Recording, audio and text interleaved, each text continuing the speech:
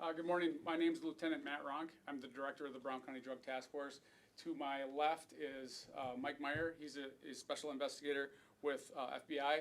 And John Pearson, he's the boss of the DEA office, the RAC office in Green Bay. Sheriff Todd Delane and Chief Davis from Green Bay Police Department. With that, I'll turn it over to Sheriff Delane. All right. So on Wednesday, July 10th, a large-scale drug trafficking organization operating in the Green Bay area was dismantled. A joint 6-month-long investigation by the Brown County Drug Task Force, the FBI, DEA, as well as many other local law enforcement agencies resulted in the arrest of 7 people. This investigation is ongoing and more arrests are anticipated in the near future. On July 10th, 5 search warrants were executed in Brown County, and 1 additional search warrant was executed by the DEA in Chicago, Illinois. Law enforcement had identified the drug trafficking organization as being responsible for the distribution of large amounts of fentanyl, methamphetamine, and cocaine. It is always the goal of the Brown County Drug Task Force to identify the source of the illegal drug operation and hold those at the highest level accountable for their actions. During this investigation, law enforcement was able to identify the pickup location, which was a drug stash house in Chicago. Based on this joint investigation, while search warrants were being executed in Brown County, DEA agents executed a search warrant on the stash house in Chicago. During the execution of the search warrant in Chicago, DEA agents seized a significant amount of drugs and guns. It is believed that this drug trafficking organization was the largest distributor of fentanyl in Brown County. In total, approximately 12 kilos of fentanyl, 4 kilos of cocaine, 748 grams of methamphetamine, and 460 grams of heroin, as well as 16 firearms were seized. This investigation is significant and impactful to the residents of Brown County and citizens of Northeast Wisconsin. In 2023, Brown County had 60 accidental illicit drug overdose deaths, of which approximately 80% were linked to fentanyl. This is a staggering number. I want to be clear. Brown County had more than 60 overdose deaths. Specifically, 60 are a result of accidental, illicit drug overdoses. People who distribute fentanyl in our community are ruining lives and killing people. This joint investigation certainly saves lives. Chief Davis and I are grateful for our partnership with the DEA and the FBI and other local law enforcement agencies to combat the distribution of dangerous drugs. We are also extremely proud of the members of the Brown County Drug Task Force and the incredible work they do for our community. Lastly, I want the community to know that we are actively pursuing those bringing dangerous drugs to Brown County and that we will continue to work hard to hold those at the highest levels in drug trafficking organizations accountable for their illegal and extremely dangerous actions.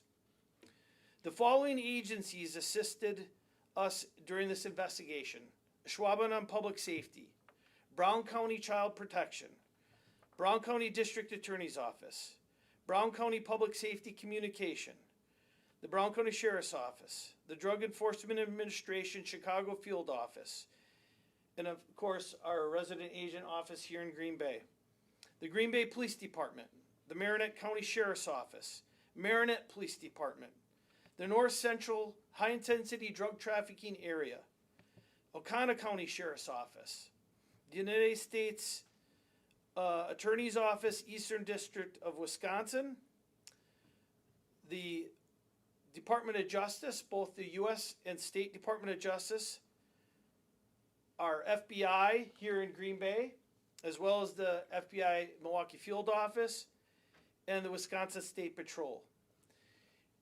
On the table, we have provided the list of the 7 individuals currently arrested during this investigation.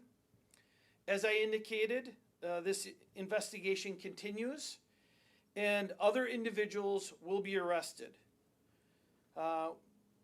Also on the table, I have provided specific details about the seizure and where specific drugs were located, whether it was in Brown County or in Chicago, Illinois. At this time, we will not likely be able to get into the specific details about how this investigation developed. However, we are willing to take questions and answer any questions that we can at this time. Chief Davis, did you want to add anything to that?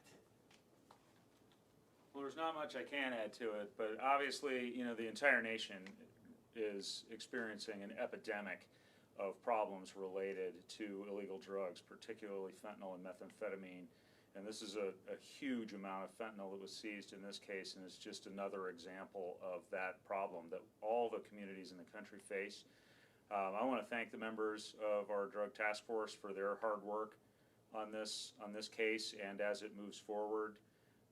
This partnership is a great example of what we can do when we work together, and obviously the Brown County policing community is pretty tight-knit. We work together very well, and it's this kind of thing that we can accomplish with the strength of those relationships and the really hard work of our men and women. So I want to be sure to thank all of them, particularly for the impact you've had on this problem. All right, so with that, we'll go ahead and hopefully be able to answer your questions. I might need Lieutenant Ronk up here to help with some of that, but go ahead. I was going to ask, you mentioned in 2023 there were 60 drug-related deaths. Do we know if this organization is specifically linked to any of those deaths or any deaths that have happened this year, if there have been any? Yeah, so there were 60 accidental illicit overdose deaths in Brown County, and without doubt, this group was responsible for part of that.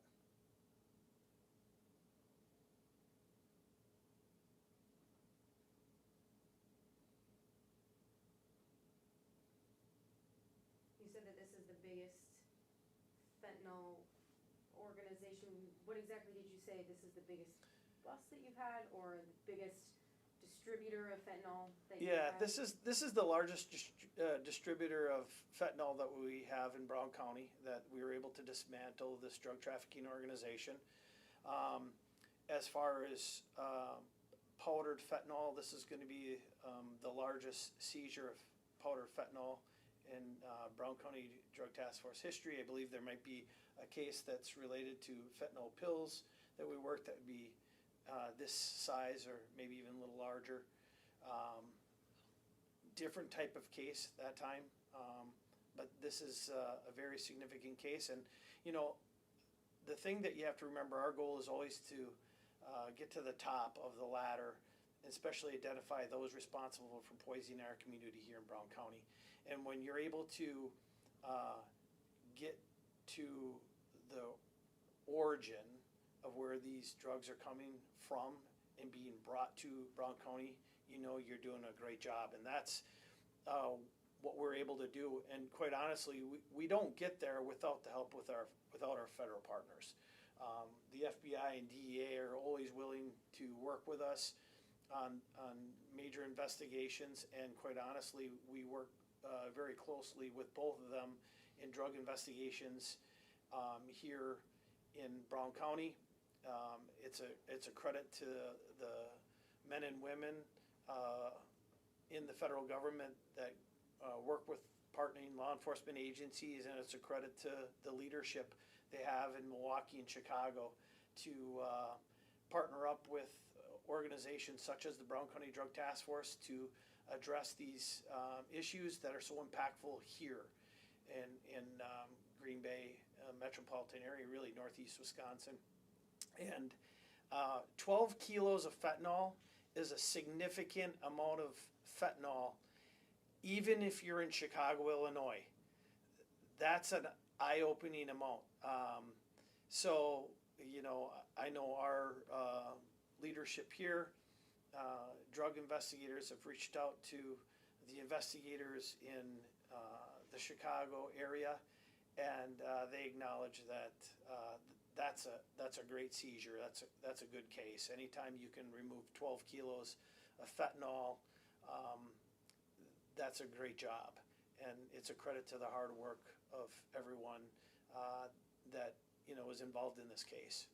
That kind of leads into my next question was, I don't know if you can kind of put into perspective just how much this was. I know it doesn't take a lot for fentanyl to kill someone.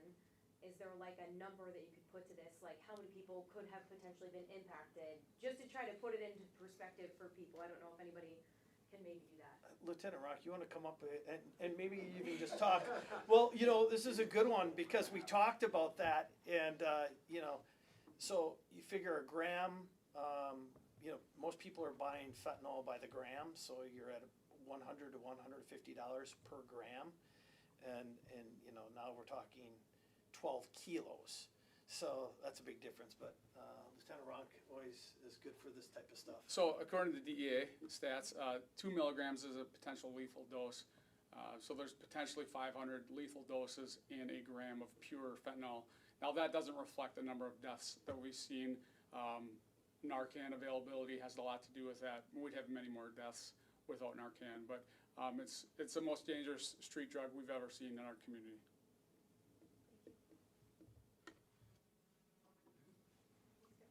Can you get a sense of how many more arrests you will anticipate make? I can't speculate on that right now. How long how far back did this get started? For you guys, just investigating, is this a year, It was 6 months long, the specific investigation, but we had information on the main target of this investigation for years, so we've had drug cases related to him before. Do you know when you expect formal charges to be filed against these 7 individuals, if they haven't been already? Tuesday and Wednesday. There's been significant cash bonds placed on all these individuals already. They've already made all their initial appearances. So. Well, thank you for coming out. I know we put this together, pretty quickly. It worked with the schedules that we were dealing with to be able to get people together, and it worked out that we were able to get all of us together for this today and this afternoon, and we really wanted to start getting this out now. Obviously, as we indicated this. The search warrants were executed on the 10th. We're a couple days beyond that already. These type of investigations take time, and I would like to say, we have to follow up on different things. So that's why, even though the search warrants were executed on the 10th, we're a couple days beyond that because we need to give our investigators time to follow up on different things. We felt like this was a good time to do it, but yet there's still work to be done. And I think that's the message. One of the messages I want to convey is that we have people working these type of cases nonstop, and we're not going to continue doing that, or we are going to continue to do that. We're not going to stop. So the pursuit of those who are bringing fentanyl to our community, we're going to continue to focus on that and do what we can to eliminate those drugs from making it here. And that's really what this case was about. We prevented drugs from getting up to northeast Wisconsin by stopping them there in Chicago. Now, certainly there's no way of knowing where all those drugs were going to go, but we know that some of them were destined for this location. All right. Thank you. Have a great day.